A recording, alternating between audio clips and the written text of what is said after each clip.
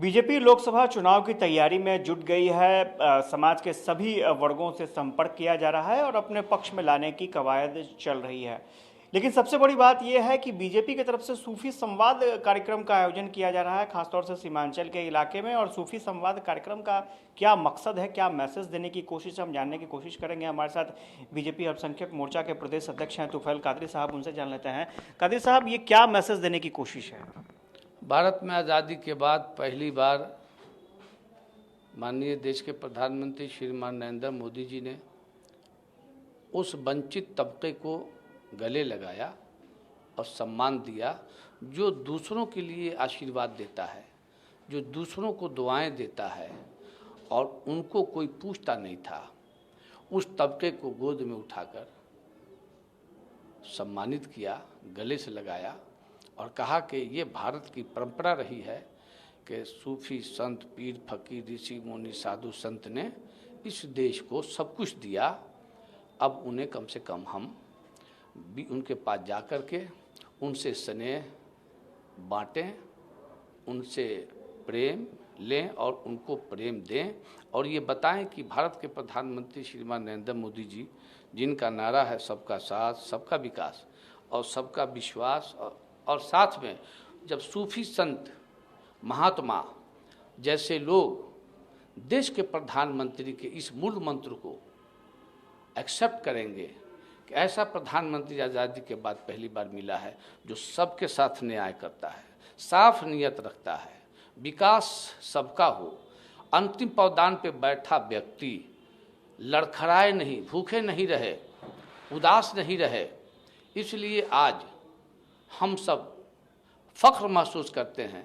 और ख़ास तौर से जो मुसलमानों का वो पार्ट जिसे हम सीमावर्ती क्षेत्र कहते हैं, कटिहार है, किशनगंज है, अररिया है, पूर्णिया है, वहाँ हम जा कर के तमाम सूफियों को एकत्रित करेंगे, छोटी छोटी टोकरी में उनको सम्मानित करेंगे, उनके साथ बैठेंगे, वार्ता करेंगे और माननीय प्रधानमंत्री और देश और उनको जो रूहानी स्पिरिचुअल ऑर्डर मिला है, कुनु मस सादिकीन, हो जाओ सच्चों के साथ, तो आज देश सच्चाई की ओर गया है। आंख में आंख लड़ाकर बात करने का अवसर हुआ है प्राप्त। आज़ादी के बाद पहली बार ऐसे प्रधानमंत्री। एक चीज़ और जानना चाहें कादरी साहब, क्या प्रारूप होगा कार्यक्रम का? किस तरह से कार्यक्रम चलेगा, कब चलेगा और कौन कौन से लोग शामिल होंगे? देखिए, इसमें राज्य और केंद्र सभी नेताओं को हम लोगों ने निमंत्रण देने का प्रयास किया है। केंद्र भी, अब जैसे 30 तारीख को मन की बात है, माननीय प्रधानमंत्री जी भारत के अनमोल रत्नों को सामने रखते हैं, जो पार्टी से अलग हटकर सभी जाति, सभी धर्म, सभी पंथ के लोग मन की बात माननीय प्रधानमंत्री जी की सुनते हैं।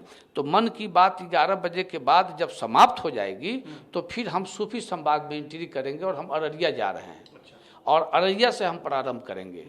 इसी तरह से हमने प्रयास किया है कि वो तबका जो कहता है मन काना लिल्लाह कान अल्लाहु लहू, जो ईश्वर के लिए हो गया, जो अल्लाह के लिए हो गया, अल्लाह उसका हो गया। और भारत में तो ऋषि मुनि, साधु संत, पीर फकीर, पीपल के पेड़, तुलसी जी के पौधे, और इसी पेड़ के माध्यम से तो हमने ऑक्सीजन प्राप्त किया, वरना मजबूत देश ढह गया। और भारत पीपल के पेड़ और तुलसी जी के पेड़ से ऑक्सीजन प्राप्त किया। हमारे पास तो आज़ादी के बाद जो सरकार आई थी उसने ऑक्सीजन का भी व्यवस्था नहीं किया था। तो ये ऋषि मुनि, साधु संत। एक चीज़ जानना चाहेंगे कादरी साहब, एक चीज़ जानना चाहेंगे कि क्या इसमें ये माना जा रहा है, ये सूचना जो मिल रही है कि कोई बीजेपी का बड़ा चेहरा नहीं आएगा, आप लोग मतलब ऐसे चेहरों को ला रहे हैं जो सीधा बीजेपी से संपर्क ना हो? नहीं, ऐसा है कि हमारे यहाँ तो पीर फकीर की कमी नहीं है, उलमा की कमी नहीं है, सूफियों की कमी नहीं है। अभी हम गए थे गोपालगंज, शफियाबाद में, मौलाना पीर तरीक़त, शरीयत व मार्फत व हकीकत, ये 4 पार्ट्स हैं ऐसे सूफियत के, तरीक़त, मार्फत, शरीयत, हकीकत। और इन चारों में जो गुण है, रूठे को मनाना, उदास जो व्यक्ति है उसके अंदर कुव्वत व ताकत और वैसे व्यक्ति को अल्लाह से जोड़ना, ईश्वर से जोड़ना, ये जो ईश्वरीय कार्य है उसकी ओर बढ़ने का हमने लक्ष्य प्राप्त किया है। अब इस देश में नफरत मुक्त और प्रेम युक्त धारा बहेगी। लेकिन एक चीज़ और है कि आखिर अल्पसंख्यक क्यों विश्वास करेंगे? आप लोग अगर लेकर जाएंगे मैसेज तो अल्पसंख्यक क्यों विश्वास करेंगे? अल्पसंख्यक तो ऐसे ही विश्वास नहीं कर रहे थे और अब जो हालात हैं वैसे भी कहा जा रहा है कि अल्पसंख्यक विश्वास नहीं करेंगे। हालात कहाँ खराब हैं? जिस देश को माननीय मोदी जी जैसे प्रधानमंत्री मिल जाए, अरब सम्मानित कर रहा है, इस्लामिक कंट्री जितने हैं सबके सब सम्मानित कर रहे हैं माननीय प्रधानमंत्री श्रीमान नरेंद्र मोदी जी को।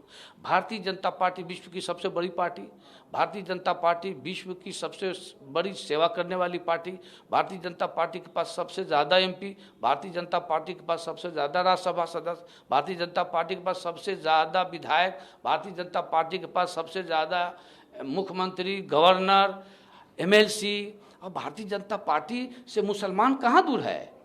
मुसलमान तो गले लगाए हुए हैं। मुसलमान का तो आज देखिए 800 कुछ लोगों को रमज़ान से पहले माननीय प्रधानमंत्री जी ने अरब से, जो जेल में बंद थे, अरब की सरकार से रिहाई दिलवाई है। छोटा काम है। भारत के प्रधानमंत्री से सारे मुसलमान करीब हो चुके हैं। इसीलिए नोट कीजिए आप, इसीलिए तमाम घोटालेबाज वामपंथी चीन पोषित लोगों का एकत्रित होना दिखाई दे रहा है। और ये 2024 की लड़ाई या तो विपक्ष का स्वाहा होना है, और फिर आगे वाली बात तो कहना मुश्किल है आपके सामने। चलिए, तो कादरी साहब थे और ये बता रहे थे कि किस तरह से सूफी संवाद का कार्यक्रम होना है, इस कार्यक्रम का मकसद क्या है। स्वाभाविक तौर पर एक बड़े पैमाने पर मैसेज देने की कोशिश है सीमांचल के इलाके में। देखना दिलचस्प होगा कि ये मैसेज कितना कामयाब हो पाता है। कैमरा पर्सन राजेश के साथ आशुतोष चंद्र, कसस न्यूज़।